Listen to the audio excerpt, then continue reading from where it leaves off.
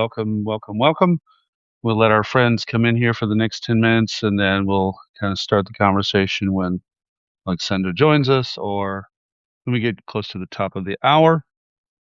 It is Tuesday night, February 10th, and actually the lights just came back on. These lights are set up anyway. I have the power system ready to broadcast regardless. I keep it that way.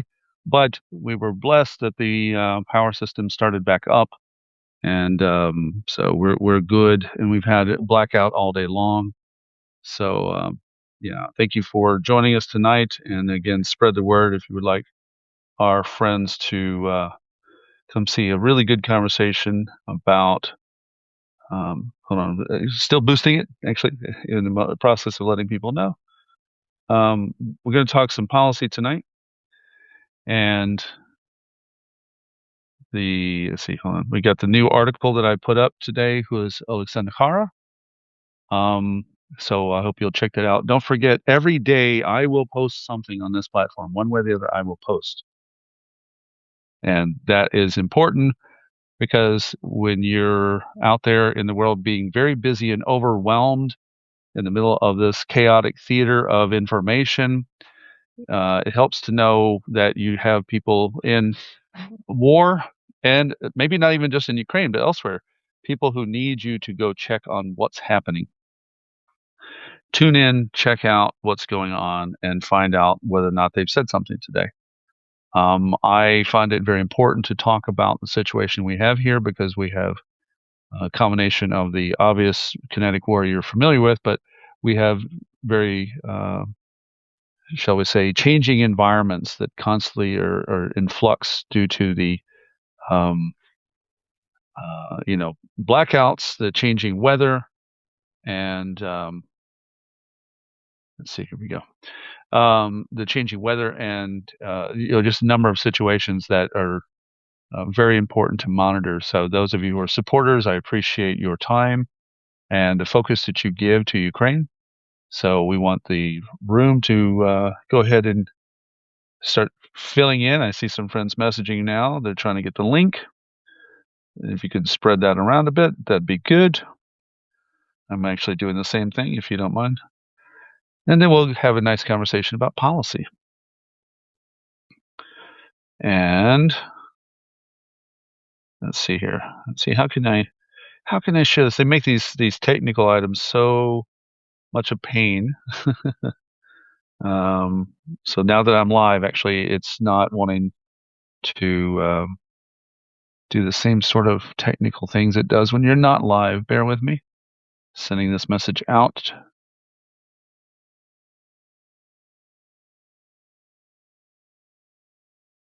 There we go. Some other people are trying to get the live link. Say hello in the comment section if you're watching right now, so I can see that you're here. And this platform even is a little tricky in how it's behaving as well compared to others.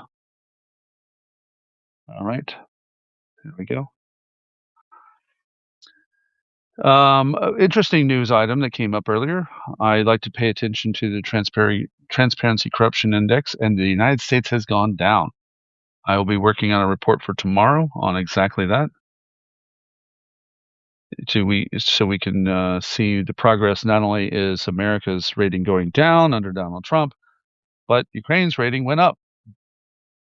And that has actually been a consistent pattern since 2014. Interesting enough, Grok, our little AI friend enemy, our frenemy adversary sometimes, and then friend otherwise. When Zelensky posted about an attack on the train that was coming out of Kharkiv, one of the troll accounts went up and said, "How's the corruption going in Ukraine?" And I love this question. I love this question because from the year 2000 onward, I did a full tracking of this. I wanted to understand it because when I got here, I don't like these generic terms that don't tell us things. I like to know, what does this mean? Because in every part of the world, it means a little something different due to the situation that they live in. And the index clearly showed a series of progress over many, many years. And hold on. There we go. Sorry, people messaging. From 2020, I went from the year 2000 up to 2023 or 2024, the first time I really pulled it apart. And I saw that it was always in the upward mobility, which is important considering that the corruption we're talking about is post-Soviet. It's very Russian model. And looking at how the country has changed or how it confronts these problems, which eras were more responsive? Were the first two presidents responsive? Was Yushchenko responsive, etc.? And you can see this one period of time where it went down, and that was during a guy named Viktor Yanukovych. And then after Yanukovych was thrown out, you could see it go back up. So having known that, whenever this person wanted to say that, I asked Grok, "Hey Grok, what has the trend been from the year 2000 to current times for Ukraine?" Oh, well, in fact, it's been on an upper increase of quality. Okay. Now that it's been an upper increase in quality, what about from 2014 on? Oh, notable increase in quality. So I said, so it's as if Euromaidan directly confronted it, which it did.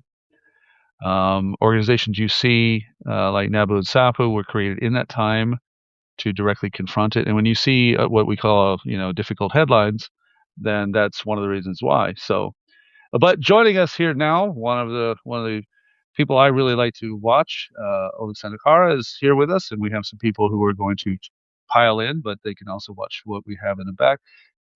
Thank you for joining tonight, and as I said to you previously, one-to-one, that I really respect your voice on a lot of matters, especially with diplomacy being so important right now, plus security guarantees in these structures. So thank you for being here. And where do you think we're at in 2026 now that we have Witkoff? But I want you to draw it from 2014 to 2022 till now, if you don't mind, if that makes sense. Just how we've gone from the era of Obama to the full-scale invasion where it was all court pressed to get as much diplomacy as possible to now we have the president's emissary. Hello, Chris. First of all, thank you for having me, and thank you for what you're doing. I believe it's really important for philosophical reason. This famous saying, no man is an island. Right. So it's really important that you support Ukraine and other people may support other important causes, because we are so interconnected, and we cannot tolerate things like the Russia is doing to Ukraine, or certainly we're concerned what's going on in Iran, or what may happen to freedom-loving people in Taiwan. Talking about where we are now, first and foremost, Russia has not changed for centuries. They believe that they have inherited right to rule other people, and they are so great, and it's something should be accepted by their neighbors. And certainly they see some of their neighbors as a part of their empire, whatever they call it. So that's why this war, we consider, there are many layers to this war, and certainly it's a neo-colonial war as well. Without Ukraine, and actually it's a historical and philosophical thing as well, there would be no antiquity in Russia, or no Renaissance in Russia, because thanks to Crimea, the Russians may claim that they have this 1,000 years old history connecting themselves via Kyiv to Khersones, where Volodymyr the Great was baptized. So it's really important. It's not just a historical fiction. It's important for the pillars of their imperial mindset, and that's why Crimea was so crucial for them. And there are many other things, but let's start from the beginning. In 1991, when we become independent, the Russians were not happy, but unfortunately for us, they were preoccupied with keeping their territory. So Yeltsin was not a liberal. He was just not able to control Ukraine and other former Soviet republics, and he just focused on keeping what was the Russian Federation. But in 1994, they tried to annex Crimea for the first time. When people are talking about this NATO as a trigger for Russia, it was threat to their security, and that's why they just attacked Ukraine. It's a crap for the simple reason: in 1994, Ukraine was de facto ally of Russia.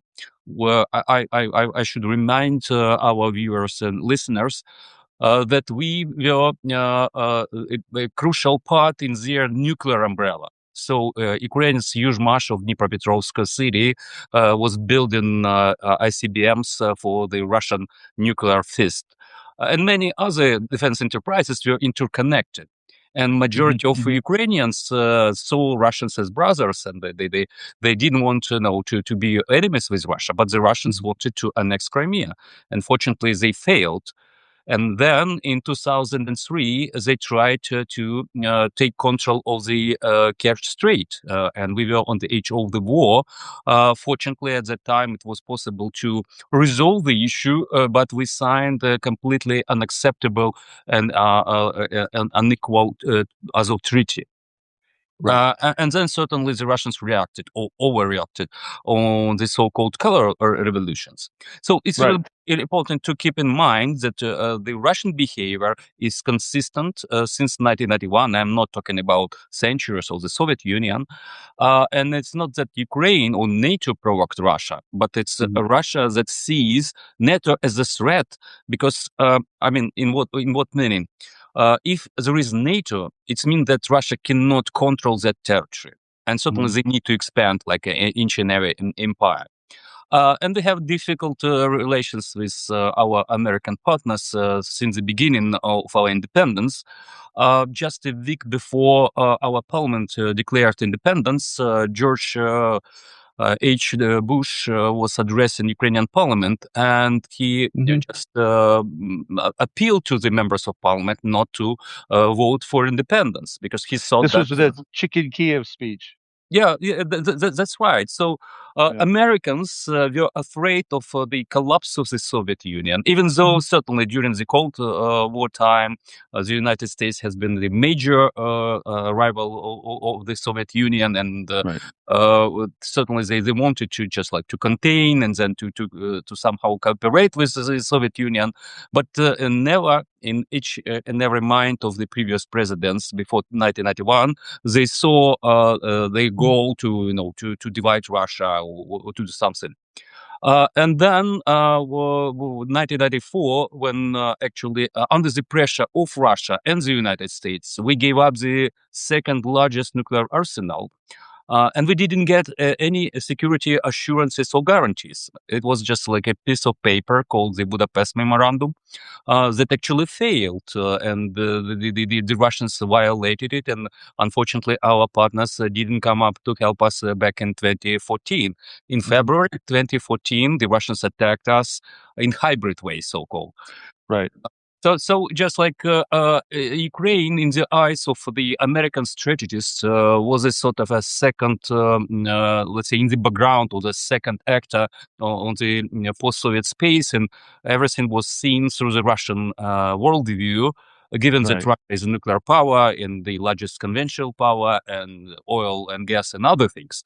And it's just like it was until Joseph Biden that saw in Russian attack, or the second attack on Ukraine, the attempt to rewrite international law and to threaten not just Ukraine and Europe, but the interests of the United States. And so he reacted. Unfortunately, he reacted not in a proper way. And we are in the fourth year of this full-fledged.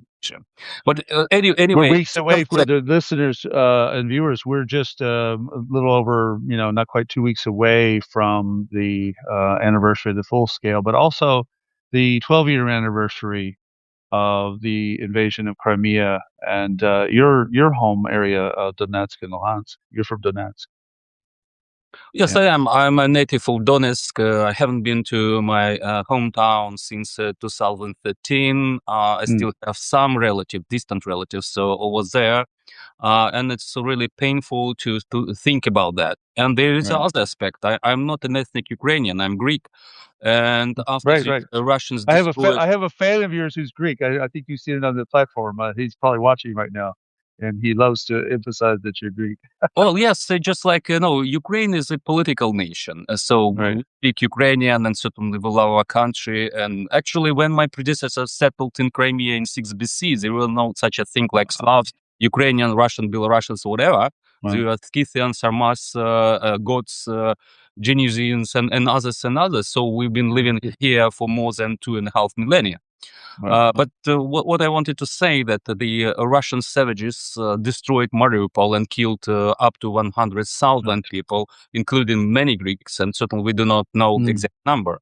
And many of them were forced to leave this city. And now, a majority of my compatriots who live in the villages between Donetsk and Mariupol, they are under occupation. So my small nation, that was something like 150,000 in 1991. We've lost connection, and we're almost on the edge of extinction.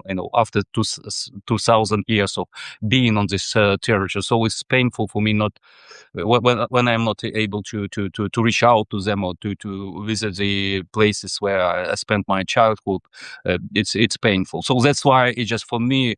I understand Crimean Tatars when they're talking about Crimea. I understand many other groups who are from the eastern part of Ukraine or from the south. So it's a personal tragedy that we've lost people, we lost territory, and we've lost something real dear to us. And certainly it's not an end of story for sure. Empires are being crushed, and actually Ukraine played important role to demolish two empires, Russian Empire and the Soviet Empire. And I believe that it's on our watch we will succeed in just like deconstructing this so-called Putin's empire. Yeah, I will say this. It has been, I've been here 4 years, and it's been amazing when I go to certain places to see that layer of history, especially when I go to Free Kherson region. My best friend who's from Skadovsk, he's very quick to point out, well, no, this architecture has been here this long. This is this influence. Or when we go to Odessa, you can see these influences that, like you said, are other nations that come here that don't get spoken about enough, but clearly define part of the character of Ukraine. So that's very important. I want to talk about not just the American diplomacy as far as security, but how we've seen the change in world diplomacy for Ukraine and what you think has been accomplished in the last 4 years, and then where we go. Well, there is a major shift on the global scale. The primary rivalry of this century will be between the United States and China. And this conflict or this tension of this sort of coexistence will shape the rest of the regions. For obvious reasons, the freedom-loving nations should not allow the communist China to take over Taiwan. And it's not just about microchips or the passages of a huge amount of energy supplies from the Middle East to South Korea, Japan, Taiwan, and Australia. But it's about China becoming a hegemon in Asia. And if it controls Asia, it will be dominant in the world. And I don't want to live in such a world when the communists, and you know that Ukrainians suffered. In my family, we suffered from Holodomor, genocide, and repressions, and things like that. So we don't want communists to set the rules, the global rules. Even though we are not happy with the current administration in the United States for obvious reasons, and Americans are not happy as well. But let's say the civilizations that based on the human-centric ideas and rule-based ideas is, I would say, more comfortable and more fair with all those drawbacks and things that happened throughout at least the last 50 years. It's much better for at least for us, and I believe for the developing nations as well. Even China, without this rapprochement with the United States that was designed by Nixon and Kissinger, would not be able to become such great economic power and now becoming more and more military power. So it's really important to keep in mind. And then we understand that this administration acknowledged that they are just lagging behind, and they need to rush to be able to deter China in the Pacific. And that's why for this administration, Europe lost its relevance like it was for previous administration, not to mention the Cold War. And I understand that there is a shift in priorities, and the Americans need to to consolidate and to do something really important for their national security. But from the other point of view, or from the other hand, leaving Europe exposed to Russia is not in interest of the United States. The Europeans, we can criticize them for being, free riders for decades and for not investing too much in their defenses and things like that. But Europe was a reliable ally and a really important partner, starting from economy, technology, and things like that.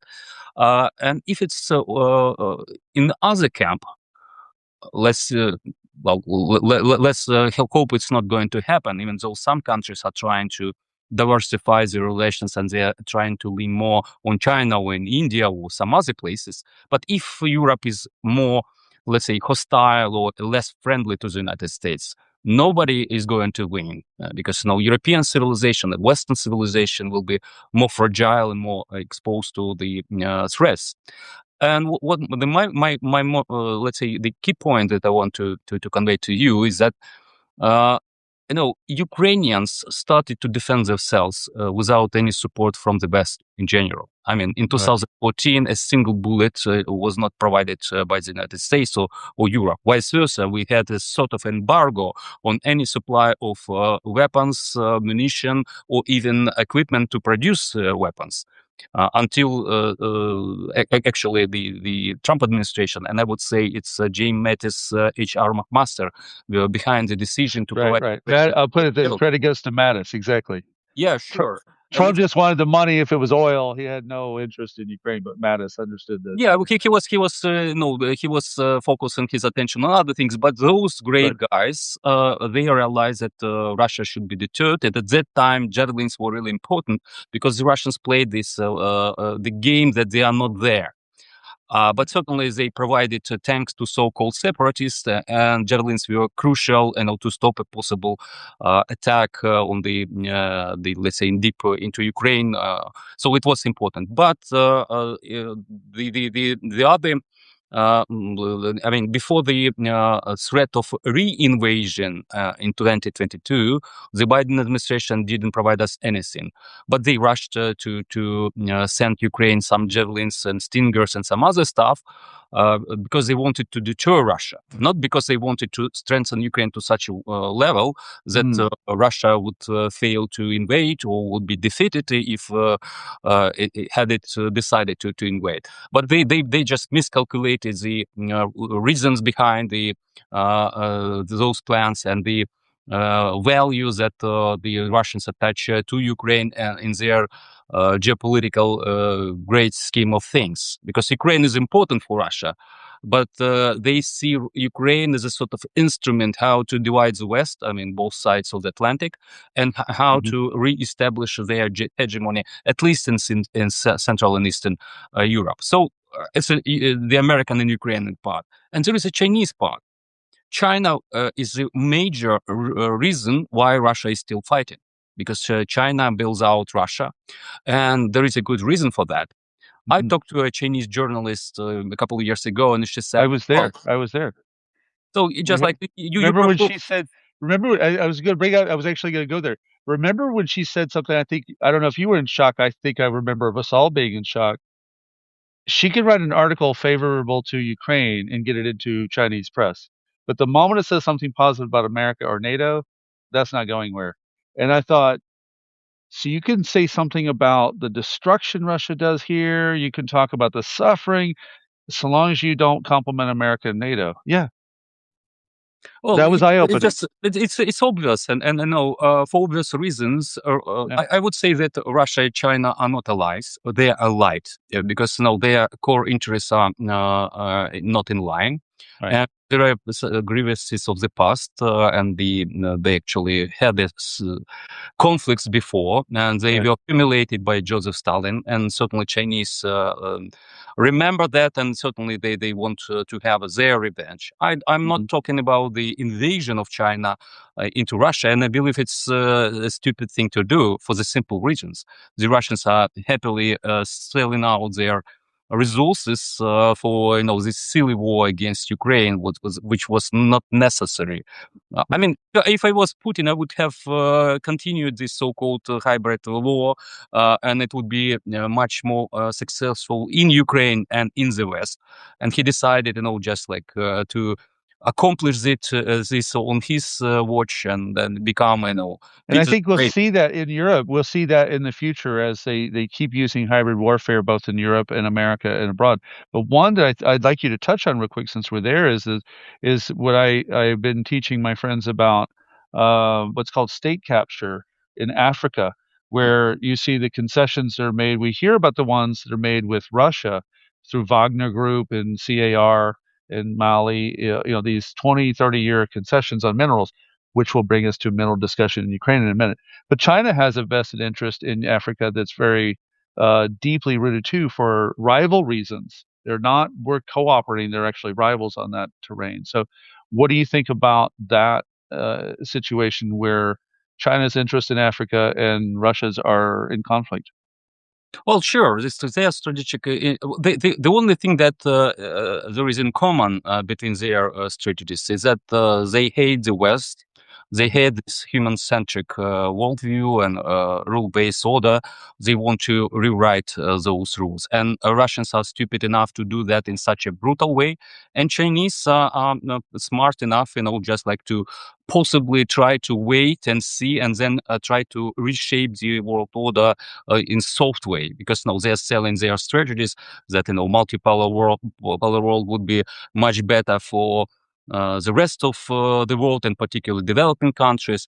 Even though you should remember how Xi Jinping proposed Joe Biden. He said that the globe is large enough for two countries to prosper. And actually, it was a suggestion to divide the world into spheres of influence. Right, right. Unfortunately, Joe Biden, after that, he replied to a journalist. He said that, yes, China is the authoritarian state. So he showed that, he's on side of values rather than naked interest and readiness, to divide the world into two parts. So the Chinese see that, there are two big guys that should divide the world, and the Russians believe they are the third one. And it's just silly for the rest of so-called developing worlds, and particularly for India, to believe that, in this new geopolitical setting, they will have a proper place. No, not at all. And you know that the Chinese and the Indians have at least four disputed territories, and That's from right, right. And time even some skirmishes at the border, yeah. well, yeah. So anyway, the Chinese are smart enough to to keep the let's say well developed strategy of gaining these strengths and then converting into some geopolitical gains. I don't know whether the idea or this theory of Michael Pimsbury 100 years marathon is Hmm. the real thing, or is just like conspiracy theory. But according to his understanding, the Chinese decided that they need to approximate with the United States, to copy it, and to strengthen themselves, particularly in terms of technology, to be able to just oust the capitalist system finally. So I believe that they've been doing a sort of a strategy. And it's shocking for me how all those smart guys that I admired being a student of diplomatic academy in the United States, and great minds like Brzezinski and Kissinger as well, even though it's a disputed figure, how they missed this, that Mm. China is strengthening itself, and that trade and openness of the West is not going to change the nature of the authoritarian communist regime. And the same thing is true towards Russia, but Russia is a bit different thing. And if we're talking about these resources, So the West produced technologies. I mean, green technologies, things like that. And I cannot imagine how it was possible just to let China control the processing of the Exactly. rare materials and technology, and how on earth Americans and Europeans wanted to convert into the green energy, while China controls everything. And where's the egoistic logic of trying to exploit those advances of the Western technologies and to Well, get. I had an American who said he didn't believe this was back in 2017 after a major hurricane blew out in Houston, basically. And I was leaving to go to another hurricane in Florida, and a guy says, "Well, I don't believe in all that climate change thing." And I pulled the analyst route. I go, "I don't do belief very well. I'm sorry." And I went through a series of appeal process, like you would do in PSYOP, where I said, and I appeal to, but the military says this, Pentagon says this, and the one I want to bring up here is, but entrepreneurial spirit. Why are we letting the technology develop there when we have this factory and this factory and this factory that could be making stuff here where it has an American brand on it? So I sort of use in the appeal process, we call it like, the appeal to your sense of nation or your appeal to entrepreneurial spirit. And he was nodding the entire time. He wound up going to his jet. He goes, you're really influential at making your argument, but I understood my district. I lived in an oil district in Houston, and so I knew that the oil industry has a grip, a strong, dying grip on all that progress. Everything from mass transportation. I live in Kyiv. We can get across town fairly easy on metro. Can't do that in Houston. Everything's car based. Everything's vehicle petrol based for a profit reason, and it's stronger than this entrepreneurial spirit you're talking about. No, but I don't mind. What I am saying that it's like a blue ocean strategy. Those Hmm. who are thinking about green. I'm not talking about whether climate change is real or not. I know Right. we see that I it's. mean the entrepreneurial side, the fact you should be Yeah, investing. yes, Exactly. they created a market, and they can it Right. can be just like milking this market for decades, but they gave it to China, and the same thing with the military buildup. The Hmm. Chinese at the moment they have around 500 nuclear warheads, and they're building them up. In 5 years, there will be 1,000. They're going to have the same number of ICBMs, interconnectal ballistic missiles. And certainly they are going to threaten the United States and the allies with all those missiles. And given that approximation with Russia, they may play the game against the West. Well, they can stage something, or it might be invasion or blockade of Taiwan, and meanwhile the Russians would do something to Estonia or Hmm. onto whatever other countries in the Baltic or in Nordic states. So what I'm saying that I could not understand why so many bright people who were forming the American strategy for at least a couple of decades, they just like it was a blind spot for them. I don't know why they just like didn't see it's coming. I mean, in China and all those hostile, let's say, policies of China in Latin America, and now certainly because of Hmm. the Don Rom doctrine, we will see how China will be expelled from the Western Hemisphere. But in Africa and in Asia, the Chinese have pretty strong positions, and they have everything they need to develop and to become the first economy in the world, and then convert that into the more influence over the neighbors and the important developing countries. You and I are fortunate to go to the security forums here. Like I like to go to the Kyiv Security Forum, and I pay attention to a lot of the different voices that speak from different sectors of our society here, plus these partners that come and go. So, who do you think has been a reliable, good partner along the way for, especially from 2022 till now, or even the last just couple of years? Who have been the really good partners during the chaotic times with Trump, or just the even keel as we go through this? Well, it's a complex picture. For example, if you're talking about the United States, we just appreciate that. I believe it's 2/3 or more of Americans support Ukraine and believe that Correct. the Trump administration behaves badly in these so-called peace negotiations. And certainly there are some good people, but I'm talking about particularly Republicans. Certainly Democrats supported us, and it was a sort of their signature project during the previous administration. But Right. there are many good voices within the Republican Party, and they're trying to do something. Unfortunately, they're not brave enough to see and to react to what Trump is doing, even from the Republican point of view. I'm not talking about, the Democrats or independent. He said he said a lot of right things that America is facing.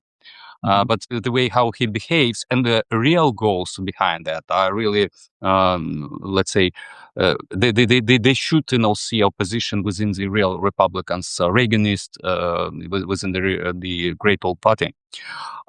If we're talking about Europe, the first countries that rushed to help us certainly were the Poles and the Baltic nations for obvious reasons, and there was emotional response to the aggression.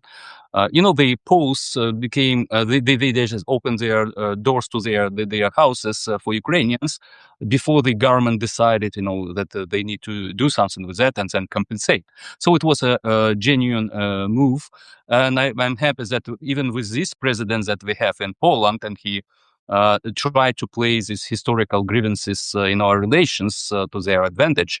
Sure. But when the Russians started to destroy Ukrainian energy infrastructure in such a pace that we were not able to cope with, the Poles are helping us. They're donating generators and trying to accommodate. And I know even a funny story that several Poles came to Kyiv because they saw those terrific footage from Ukraine, and they saw that in Kyiv, in under the Hrushchak street in the tube, people are hiding because there is no electricity or heating over there.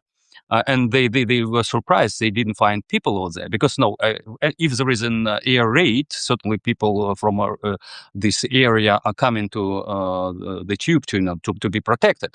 But in general, we have let's say ability just to distribute these people who don't have electricity or heating. These points of resistance or whatever we call them, or they moved outside. For example, I'm here. I'm privileged. I have heating, and at the moment I have central electricity, even It's though lovable. Yeah. switched off regularly. But in my district, in the apartment of my sister, they don't have heating for a couple of weeks, and they have electricity something like 5 hours a day or something. And the same thing with nephew. It's my district, so it's not the different part of the city. The officials said today, just for the viewers, the officials said today, I think I saw that there were 1,400 buildings that were lacking heating. Yeah, but I just I'm sure the Russians would be they would succeed and destroy the remaining heat generation facility. Exactly. But certainly we need to survive at least a week because this week is going to be cold, minus 20 degrees Celsius at night, and after that it will be a bit warmer, and certainly there would be more opportunity in just not to suffer for that. And I'm talking about privileged Kiev, and certainly we have Kharkiv, Sumy, and some other cities and towns and villages that are suffering even more. So I just there is nothing I can complain. Me personally and my family is pretty good, but a lot of people are just suffering in Kiev and elsewhere. So I should mention the Nordic countries who step up and they are supporting us, and Denmark, Netherlands, and some others. Denmark. I love when I go to Mykolaiv, seeing Ministry of Foreign Affairs Denmark on all sorts of projects that are helping to do everything from medical for the seniors to veterans hub. And when I talked to the ambassador here, actually the ambassador was in front of the destroyed building in July 31st that 31 people were killed, and he was standing right next to me. And I turned around and said, "Wait a minute, finish filming and we'll talk when we were done." And I walked up and profusely thanked him for being very, very attentive. So Denmark and a few others are amazing partners. Yeah, for sure. And I should not forget the United Kingdom, which was really important. I just like possibly I am the person who regrets that it's not empire anymore. Because otherwise we could have been beaten the Russians like we did in Crimea. Hmm. So they were really instrumental because the Brits didn't have and they don't have enough stuff to provide Ukrainians. But they were the first ones who provided us with anti-tank and other stuff. They were first to provide us with tanks, pushing Germans and others, to follow the suit. Then they were the first who provided us with helicopters before the other decided to provide with some F-16s and others. So they were really instrumental in galvanizing support and pushing the rest of Europe and actually Americans as well. And they were really helpful in the Black Sea, where we have possibly the biggest success. We didn't defeat Russian fleet, but we made it irrelevant, and they cannot use it in such a way that is damaging to Ukraine. Certainly, they can launch some missiles, but it's not a systemic factor or the part of this domain that is threatening the survival of Ukraine. Germany is an amazing country. They were the second most. No, we often measure in GDP for some countries, but when it comes to mass, Germany really did well. And I think you remember, in our viewers who were paying attention the entire time, was like, "Where's Germany? Where's Germany?" in those first few months. But honestly, the numbers from Kiel Institute that track all this show that Germany has been a solid partner. Yeah, for sure. I've just I returned. I've been to a conference in Berlin, and I talked to some officials and the staffers of the Bundestag. So there is a really genuine interest and readiness to help, readiness to listen to Ukrainians. So what we did, and they explore ideas how to help. At the same time, they are finally. I mean, if you're talking about the intellectual elite and some layers of political and civil service, they realize that there might be a direct clash between Russia and NATO, and that's why Germany needs to do almost to deter Russia.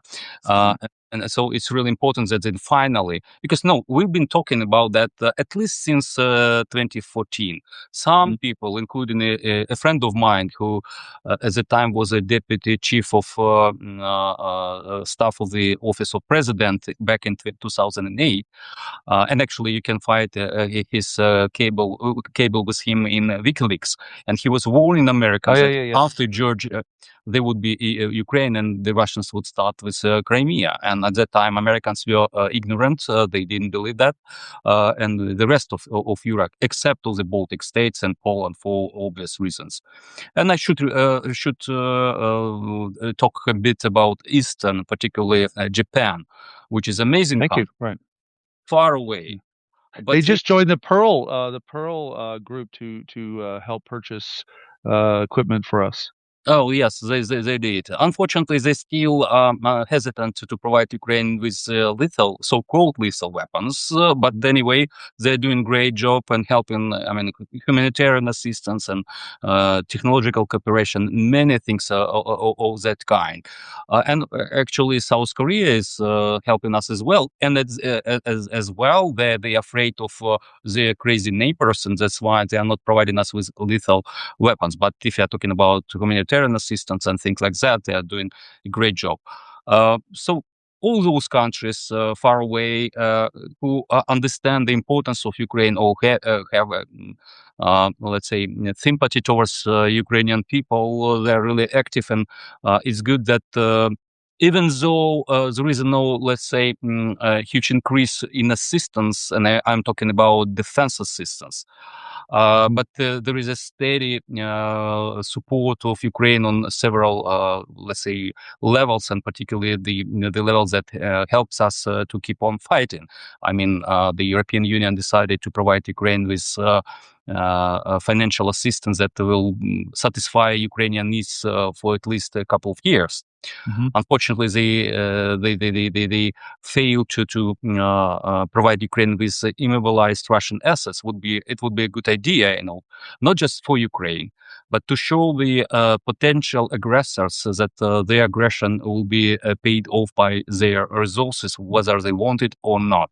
Not to mention that it's better those euros be spent in Europe for Ukraine and certainly the whole European defense rather elsewhere, or split between Putin and Trump, which I believe the Russians are trying to. They're selling this idea, a ridiculous idea about $13 trillion of investment or trade or whatever. The Russian economy is the size of Netherlands or the one of the states of the United States, not a large one. Yeah, when I have a Russian you know my attitude on Twitter. When I have a Russian who wants to kind of bow up on me, I go, I'm from Texas. My GDP in my state's bigger than yours by a lot. Shut up. You don't Oh, have yeah. a GDP. But certainly they understand how Trump and his people behave, and certainly there is an ideological stuff because Russia is a white Christian country, and it's better to have it on our side than on the Chinese side. Ukraine is not relevant, and Europeans need to be divided. And actually, since the January, actually it was December when the national security strategy was adopted, and then it was the Munich conference speech by G.D. Vance, where they actually declared political warfare against European Union. They wanted to divide Europe, and they would be happy to rule Europe, along with the Russians. Right. And it certainly is not something that we like here in Ukraine, or possibly it's just Fico in Slovak Republic or Orban in. Well, that's where I want to go. We'll come back to Trump, and I have a special person under him that we're going to address. But I want to stay in Europe for a minute because I'm one quarter Czech, and the Czech ammo initiative was very important. And then we saw the shift in the politics. So, from a diplomatic view and with your experience, how should our supporters or people who are witnessing this very actively, what do you think they need to think about when those shifts happen? Because we already know where Orban's going to be. We know, like Robert Fico, who just said that Trump's crazy. We know where they're going to be, but Czechia has been a fantastic partner, and then there's been this shift to hostility. What do you think people need to be thinking about when that such a political shift happens? Well, In a key partner, by the way, and let me say, in a key partner. I believe that like democracy is like riding a bicycle. You cannot just find a right balance and stop. You need to just like to move and balance. And the same, nothing is for granted. So even those countries who has been vigorous supporters of Ukraine from the beginning, certainly they are losing attention. And it's obvious, each and every country has its own troubles, and certainly they would love to stream their resources to solve their own problems, and certainly there should be some action to draw attentions to Ukraine. That it's not normal that in the middle of Europe people are being killed or genocide is being committed by Russia. Again, it's not just like it's not the first time when the Russians are committing genocide against Ukrainians, and they've been doing it for those people who live on the territory of contemporary Russia and certainly neighbors. So this public attention is really important. The other thing is like on expert level. So we are working with our colleagues in other think tanks and staffers of members of parliament, and we're explaining what's going on here, whether it's possible for Ukraine to beat Russians, or what the end state might look like, or what is security guarantees, which is really important for Ukraine to get. It's really important, just like to be on the same page. And the same thing with members of parliament. And I know really capable people who are traveling to Europe and the United States, and they have friendly and working relations with their colleagues in other parliaments. It's really important. And there is a really important role of President Zelensky, even though I would suggest him to change a bit his style.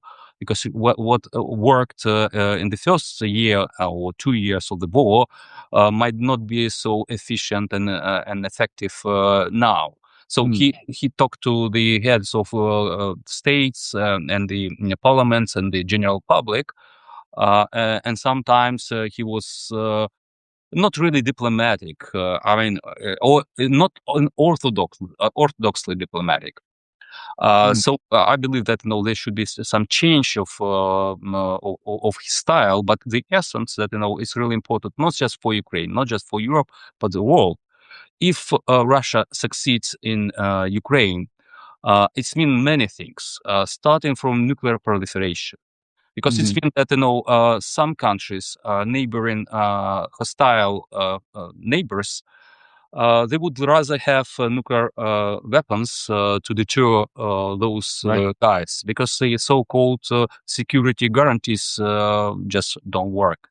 Or the bad guys understand that if you have nuclear arms, you get impunity for any crimes you can commit, any grab of the territory of your neighbor. So this is one of the things that is really attached, or this may change, or the way our civilization or our international system would go. The other thing is sea lines of communication, or freedom of navigation. It's really important. If the world is fragmented even more, it means that the trading nations would need to commit their fleets to guard their commercial ships. And we see, and particularly because the United States are not willing to play this global role and to sustain the global rules, which means that someone need to step in, and we don't have anyone except of China, and I don't want Chinese to put petrol. Let's seize on that for a minute, because the anti-interventionists left and right have, and I sort of understand why, because of abuses under certain administrations in the past, but they have this, well, we don't really need to be the police of the world, because they do see the area of like the invasion of Iraq and certain offensives that left America with a bad reputation. But you're making a very good point that stability, when it starts to crumble, becomes pure chaos. Like, how will it be handled in each little sector, and who will step in exactly? Yeah, sure. Just like, first of all, there is like a school of thought that they're going to be two superpowers, China and the United States, and the rest would adjust or decide on which camp it will sit. But I believe that there are not going to be a superpower, because in my belief, superpower is such a country capable of setting the rules, global rules, and enforcing, or by soft power attracting others to follow. And I believe that the United States are going to be to remain the most capable country, in terms of military, technology, economy, and other things. But it's not going to be a superpower anymore. So this period of our history, it was a sort of aberration, is over. So there might be great powers or middle powers, and they will be trying to find the right settings between each other, and in some areas, and I hope at least Ukraine would be in the area where the rule of law, human rights, and rules-based order, at least remainings of this rule-based order, would be pillars of all this system. And certainly there will be some others where the spheres of influence of the there is many schools of international relations, or theories of international relations. Two distinct political realism or idealism. Idealists are talking about international system and a necessity to cooperate with the aim to solve the global problems and to keep the global peace. While the realists are talking about international system as a anarchy, where the states are actors, they operate and they accumulate their capabilities to impose their will and to achieve their goals. Right. Might makes right, as. But what is funny? For the even for those realists, it's good to have at least some elements that would reduce chaos and uncertainty. So that's why international organizations and international law is beneficial even for those political rallies. Certainly, they are not happy with the UN, such a huge organization that is interfering in many affairs. But from the other hand, UN played a pretty important role of keeping at least two superpowers from the nuclear annihilation of the world. I mean, during the Cold War. So that's why it's really, really important, in which way the war goes in Ukraine, and it will affect the new emerging international system, and where those countries in Europe will find themselves as either exposed to Russia and being not able to help the United States in the Pacific and elsewhere. Talking about this global policeman, certainly the United States abused that role in several occasions. But from the other hand, they kept stability of the system, and at least all those ugly wars were on the margins, not on, let's say, American continent. I mean, the Northern American and in Europe, those wars between the United States and Soviet Union were in Latin America, or special operations in Africa, in Asia. So if there is a, let's say, how to say, void space, it will be filled with someone. And those capable of filling or, let's say, hosting the United States are not, let's say, how to say, angels, I would say. Right. As I said about China, if this government that is in China have never acknowledged the murder of tens of millions of their own compatriots, how they behave with those guys from Hong Kong. We just seen how they put in jail one of those critics. Right. And he was a rich man. He had a newspaper, and not to mention all those others who perished in jails in Russia. Not to mention Xinjiang and other provinces and things like that. So could you imagine how the communists would behave with the outer world, and particularly those that in capitalist camp or whatever they call. Even though ideology, I mean, this ideology is not playing important role, but this struggle for power and thirst for power is really driving China, Russia, and some other countries. I want to get to sort of the dead elephant in the room that drives me nuts on a regular basis. The Steve Witkoff. I don't want to use the word negotiations because that's not what they are when he's around. But the state of current negotiations with Zelensky that happens in the Middle East versus the way Witkoff capriciously runs off to Moscow for yet another real estate discussion. I mean, peace discussion. What do you think? Well, first of all, I do not believe there are any negotiations except for the exchange of prisoners of war, the abducted Ukrainian children and Ukrainian citizens on the occupied territories. And the reason for that, let me just two injection of theory. Sure. According to Thomas Schelling, who was a Nobel Prize winner, and he wrote amazing books about the conflict, and he actually laid out the theory of conflict. So I've just summarized his options into four. So any conflict between people, companies, and countries may be resolved in four ways. First, it's an outright defeat of one of the sides. It's not the case in Ukraine or in Russia. The second thing that one of the sides decides that the continuation of the conflict will not bring desirable result while you are wasting your resources. The third option is the traditionally Western and particularly European way. It's called win-win. It's mean compromise. Neither of the sides are happy with something new, but they would rather keep, holding to this new status quo and not to turning to the conflict. And finally, if one of the sides is not able to prosecute the war or conflict because of lack of resources or political turbulence at home or inability to generate forces, if you're talking about the war. So at the moment, the Russians didn't defeat us. Unfortunately, we didn't get enough assistance in 22-23, and still that would enable us to defeat Russia. Secondly, the Russians are not, it's not in their strategic culture to find a compromise. They think in a zero-sum game. So Ukraine and the West, and particularly Europe, should lost. They believe that, they wasted 1 million of Russians not for nothing, but they want to convert it into hegemony in Europe.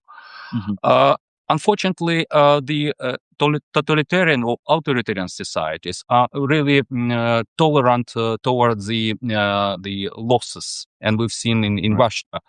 So they're just like possibly it's propaganda, possibly it's, they are such poor nation that they are ready to sell their sons and husbands for 2 million or 3 million rubles and to buy a new apartment or car. And finally, which is really important. It's a resources that the sites have and may convert into capabilities, which is a really important point. Russia is a huge country, and they have huge resources, demographic and others. But it's not that the resources are fighting with each other; it's capabilities. And there is actually a formula of capabilities, starting with doctrine, organization, training, leadership, material, and things like that. So we are converting all those things into something that is protecting Ukrainians or killing Russians. And we are pretty good at it. And it was one of the reasons why we are still fighting. And the Russians, with all those resources that they have, they fail to conquer us. And finally, about the peace. When people are talking about peace, it's something work and nobody understands what it is. And I like Michael Howard, who was a British historian, military historian, and he formulated perfectly that peace is not just a merely absence of war or conflict. It's such a fair state between the states and within the states. It's institution, mechanism, procedures that allow to resolve conflicts and not to allow the conflict to turn into war. So if we are talking about just peace and fair peace, it's not possible with Russia because Russia is not going to be a democratic. Because it should be fairness between states and within states. Ukraine is a democratic country with all our drawbacks, and we are not perfect, but certainly we are not authoritarian. And I would say Russia turned into fascist state if we compare it to those points of Umberto Eco. Urfascismo is a pretty good list, checklist how to recognize the fascist state. So the Russians are not. Russia is not going to be a democratic state. That's why there would be no checks and balances that would stop Putin or anyone else who may replace him from attacking Ukraine or any other countries again. Then we are talking about those resources like manpower and things like that. For 2 months in a row, we've been killing more Russians that the Russian machinery was able, military machinery was able to train, to mobilize and train, and then through into the mid-grander in Ukraine. So it's a really important thing. The other important things are really sanctions. And Ukrainian type of sanctions, hitting the Russian energy infrastructure. Because without money, it's not possible to run the war. I understand that China bails out Russia, but anyway, the Russians are still getting a lot of petrodollars, and unfortunately from our European partners as well. And countries like Turkey or India are on the second and third place after China in buying Russian commodities and helping Russians to keep on fighting against us. Right. So, but anyway, sanctions are really important. So if we're talking about that, nothing has changed for the last half of a year structurally on the battlefield deep into Ukraine or Russia that may help us to think or allow us to think that the Russians are ready to stop their genocidal war. They believe that they have all those resources. They can divide Europeans. They think it's possible, and they see this Trump administration at least as neutral, if not their allies. Right. And that's why there is no reason for them to sit around the table and talk to Ukrainians, and particularly Zelensky, because it's a personal story. Could imagine KGB guy who has been running the largest country on earth for 25 years would sit around the table with actor Zelensky, who is just like nobody for Mr. Putin. And certainly he cannot recognize that Ukraine is equal state to Russia, even though we're smaller, but we were able to keep fighting for almost 12 years. So that's why all those visits and all those things are really irrelevant, and they are not bringing peace, because there are no conditions or structural changes on the battlefield in economy, political sphere in Ukraine or Russia that would push Russians, to consider possibility of stopping the war. And not to mention that Witkoff, Kushner are ignorant and are not capable of understanding the complexity of that. If people are talking about, you should give up a bit of your territory and then you can trade with Russia and benefit from that. How on earth it's possible? It's just like, it's the same thing to say to Jewish people in 1942, 43, well, after Holocaust, you will be friends with Germany and Nazi Germany, sorry, and you will be trading with them. And actually, this idea is a German idea to change behavior of Russia through trade. And the American idea to change the behavior of communist China through trade and integration to the world economic system, they failed before our eyes. It has happened just like within the last 10 years. So that's why, it's a stupid idea that is possible. And I don't think that we are going to have any peace deal with Russia. I believe that possibly in spring there will be some possibility for ceasefire related to energy infrastructure if Ukraine will keep the same pace of destroying the Russian energy infrastructure. The oil refineries and things like that. So the Russians would be interested in stopping that. But in other areas, it would be the same thing. So there is no reason for them to stop fighting. And I believe that the Russians are preparing for another assault in spring. Possibly it will be before they realize there's a build-up for what could be thought of as a southern offensive. Yeah, because Putin invested too much in this war, and he gained too little. Right.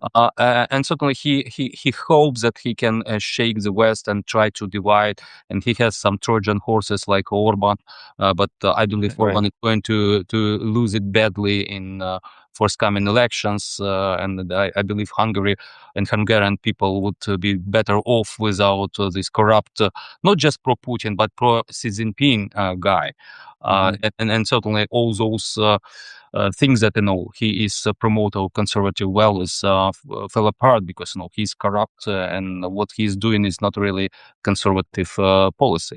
But anyway, the Russians would do things, and we didn't talk Epstein files, which is really interesting from the point of view that if Epstein himself was not a sort of a agent of KGB or FSB, but certainly he played some games with the Russian intelligence services and with so-called oligarchs, and he was involved in dirty money things, and in return the Russians got some services from him.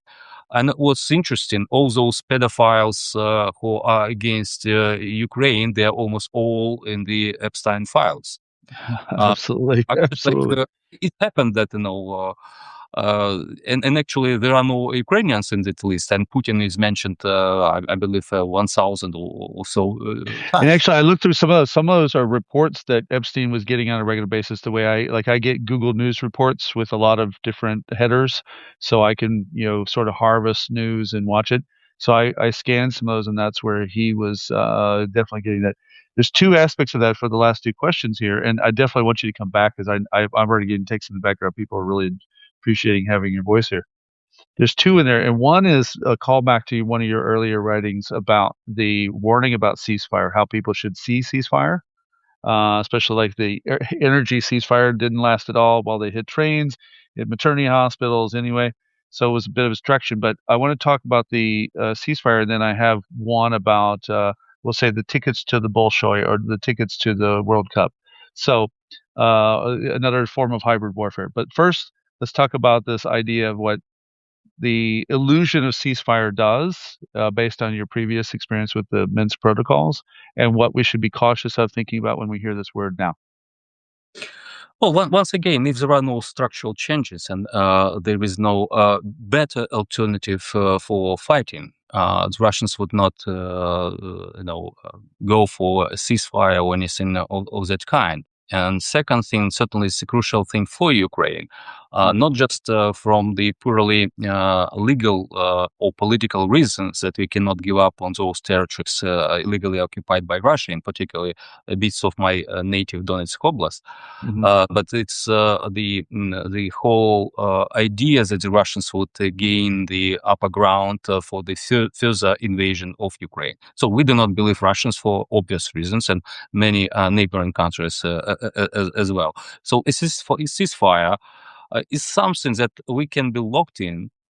And I don't believe if there would be some violation of a ceasefire from the Russian side, even gross violation, it would trigger reaction, let's say, from the Trump administration. Certainly, he will move on because he wants to resolve the tense conflict or whatever. So you think that's I mean, do you believe that that's basically a Russian, like a reflexive control method to play Trump's mind, and not just him but his advisors?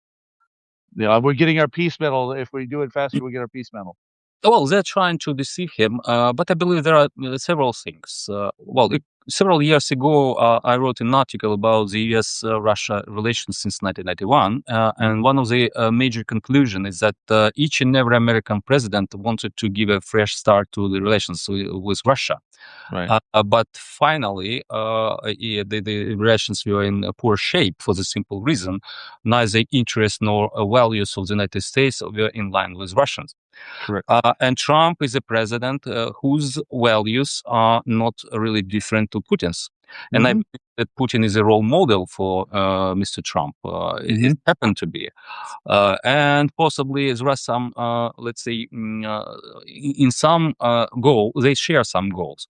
For example, the division of Europe. If Trump says that Europe was created, I mean the United Europe was established to reap the United States, which is a silly thing to say, for the simple reason Americans invested in uniting Europe after the Second World War with the aim to deter the communist tumor to expand. And certainly there was like two legs, the NATO leg, and it was and particularly with the United Kingdom being a really important ally within these European structures. So they were able to just not to allow Europeans to unite in such a way to become another geopolitical pole.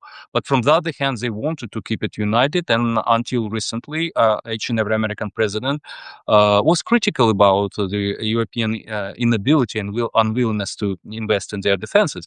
But from the other hand, they realized the importance of protecting Europe from Russia and some other actors, and having Europe with all those, market, people, technologies, and things like that on their side. So Trump thinks in different ways, and not just Trump, and J.D. Vance and a lot of people like him, possibly with the exception of Rubio. Right. And certainly there is a I say about Trump, I say that he believes in big boats, little boats philosophy, which makes him a natural vessel for the Malorossiya concept that Russia puts out about Ukraine. I think it's less about the compromise, the compromat. That's obviously a factor, but I don't think it's nearly as much a factor as his worldview, like you just said, aligns with big boats, little boats. And so he doesn't see that the power is actually in Ukraine. If you like strength, if you like all those things he talks in one side of his mouth, that's what Ukraine does every day. Amazing amount of like ant level proportional strength, but he doesn't see it because big boats, little boats. Oh, yeah, absolutely. And I believe this Greenland thing appeared simply because Trump is trying to copy Putin, because there is no reason for the United States to legally obtain, to control, or annex this territory. Hmm. The European alliance, and then actually it's interested, if we are talking about pure interest, Hmm. they would be more, let's say, favorable to the United States to galvanize the Europeans to, to beef up their capabilities in high north, and to collectively deter Russia to China or whoever else in this goofy corridor. Uh, and there is no benefit of the United States just to acquire or buy this piece of church whatsoever. Right. So the Americans are able to do that according to the Treaty of 1951, and before that they have thousands of troops, and now just a bunch of them. Yeah, I understand the strategic importance of Greenland and Ireland and the United Kingdom, and certainly it's a gateway from the high north and from Russia, or possibly Chinese may use this so-called Northern Sea route to encourage and to threaten the United States from Northern Atlantic. But I believe the whole idea was after Putin annexed Crimea. A great guy claimed this territory, and nobody was able to stop him. And he made Russia great again, and why not the Hmm. United States may do the same thing? So I believe that he's copying, and from the other hand, Putin is trying to copy previous American presidents. I Hmm. believe that he started this war like the Americans started the Iraqi war when they That's liberated right. Kuwait. So with a show of force and those the Tomahawk missiles flying and hitting the targets and things like that. And there are several other episodes. I didn't write it, so possibly I write. An article or possibly in a book, how this, let's say, complexes, psychological complexes of Russian political elites, they try to just like, as we call it, close the gestalt, whatever you say Hmm. in English. For example, they wanted to seize the office of the president, like they did in 1979 in Afghanistan. Right. Right. They wanted to just to decapitate Ukrainian state, and they did many other things, like the Americans did throughout the Cold War and after that. So they were, showing that no, we are like you guys, we can do that. Right. And certainly they failed for many reasons. But anyway, there is a commonality and there is similarities in worldview of Putin and Trump, and they're just like it's a sort of a bromance, even though Putin Right. will not be able to satisfy all those let's say requirements, and I mean, he doesn't have anything that Trump cannot get from other countries. If you're talking about businesses, so, Exactly. I mean, if you want to do business, do it here. Let me ask you this last question. And again, thank you for joining us tonight. I think our friends are really going to appreciate the words here. And I would invite you to take that article and put it on this platform, because Substack has really become a place where the better minds are showing up because of the toxicity of other platforms. And policy thinkers are doing pretty good here. But I have this concept that came through a great friend of mine, my best friend. We were talking about the culture wars, and there's a nuance in it that as I was doing it, I think a lot about Russian active measures and reflexive control. And while writing this down, I said, well, how can you stop a genocide if you have tickets to the Bolshoi? And so that soft power, that influence power to say, hey, and the reason why I thought about this was the Olympics, the news of, well, the Ukrainians' helmet will be banned because of this, but Russians can do all sorts of things. um, we have Western fighters that can't travel through Europe because Interpol has been weaponized, and yet Russian fighters can do all sorts of things. Russian thieves can do all sorts of things. So this soft power aspect of, I like chess or I like football or I like these other things, leaves a vulnerability in the West that's very naive. I'd like you to comment on that as our last thought for tonight.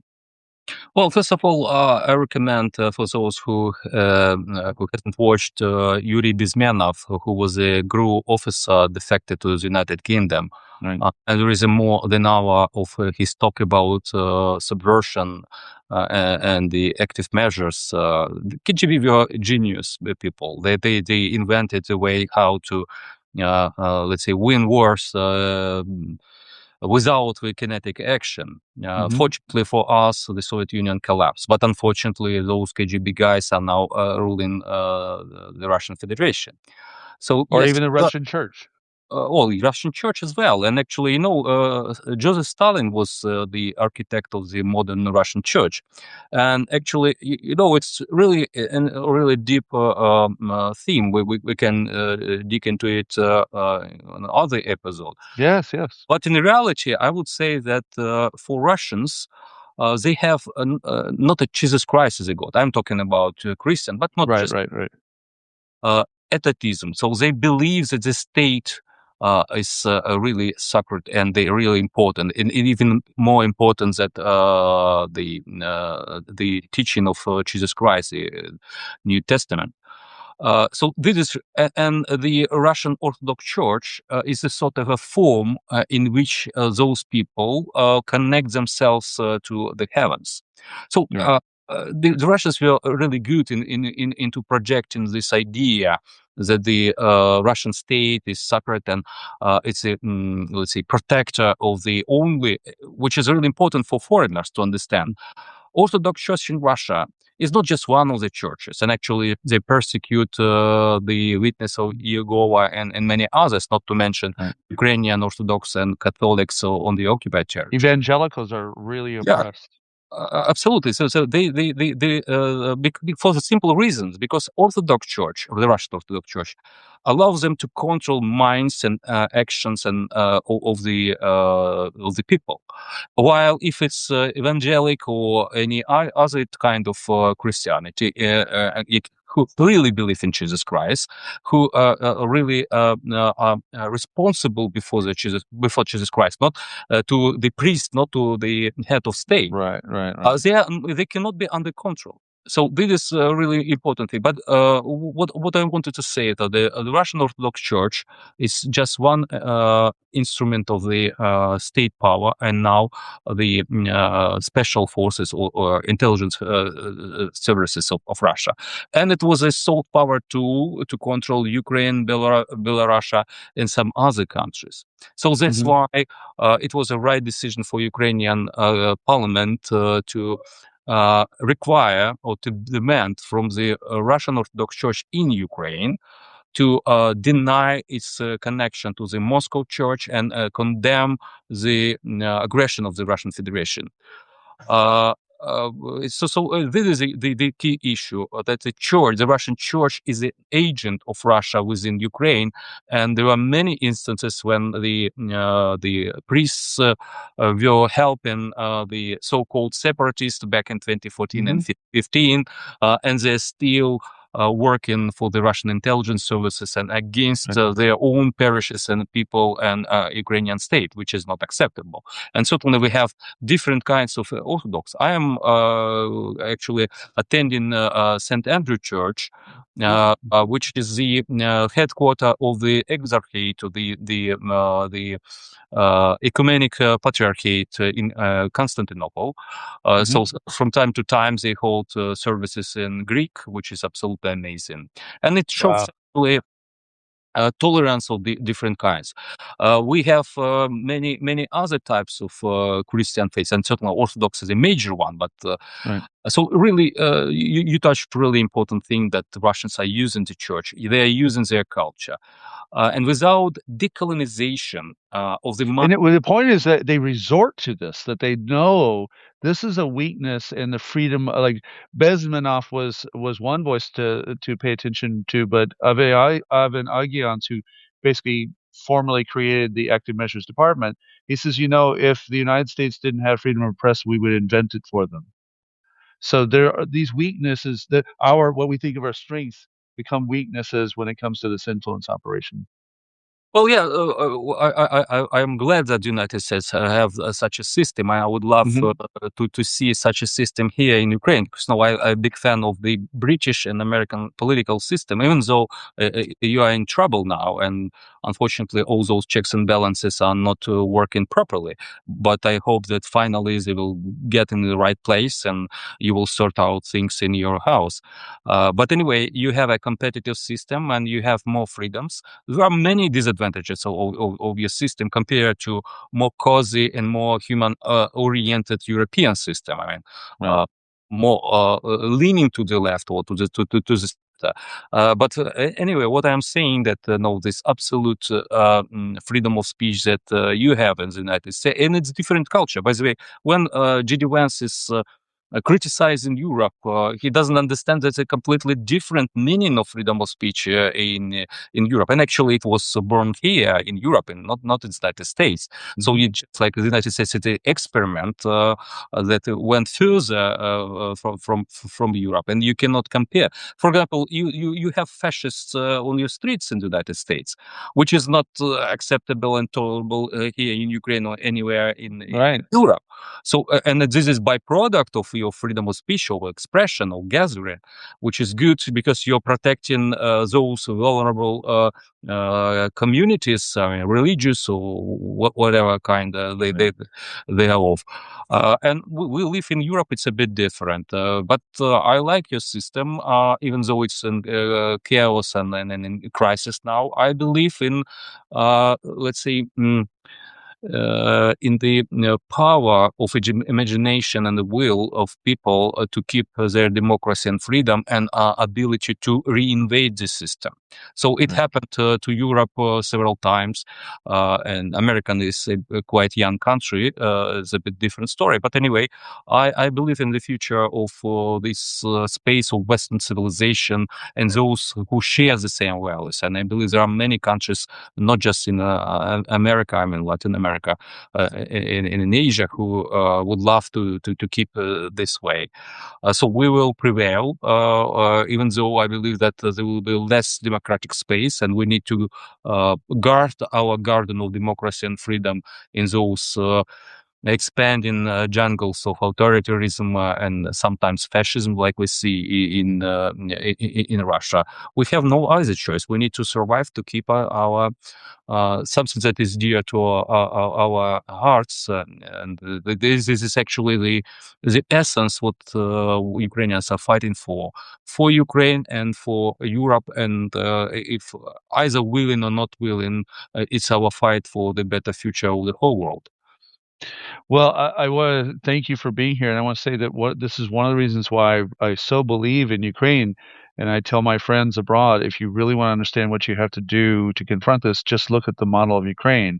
And I know there are difficulties, but the difficulties are because Ukrainian people I've met over the last 4 years who have a range of views, a range of like really conflicting ideas, but conflict is not bad if you bring it forward towards a common good. Like I know a lot of people who I like Zaluzhny, but I like this person. I like this person. But they know that they have to do it collectively together. And you guys have really, over the last 12 years, shown what America needs to see for itself is together we can push back on that authoritarian side. And then we go back to having borscht and having a nice conversation about how to get to the common goal. So I want to thank you for joining us tonight, and Oh, you'll thank definitely you. come back. Yeah. The pleasure was mine. Thank you for having me, and thank you for what you've been doing. It's really important. I mean, we've been talking, and we are different people, and you have your experience, education, and when we are talking, we can expose something that is possibly I cannot see on my own, because we Likewise. have sort of our frameworks, and I believe it was. I hope it was interesting for our listeners. Those And things accountable. Yeah. any questions or any suggestions of topics or something history, which is really important. And actually, history is really, really important. And this war is not just about our future; it's about that the Russians has done to this nation in 20th centuries and before, and what they've been doing against other nations. And that's why it's so important for Ukraine, and our government and our members of parliament are really trying to push the agenda of decolonization of Russia. Right. Because there are many ethnic groups and nations who the current government is using its cannon fodder. And by doing that, they're actually making them extinct, and they're making converting the rest into Russians.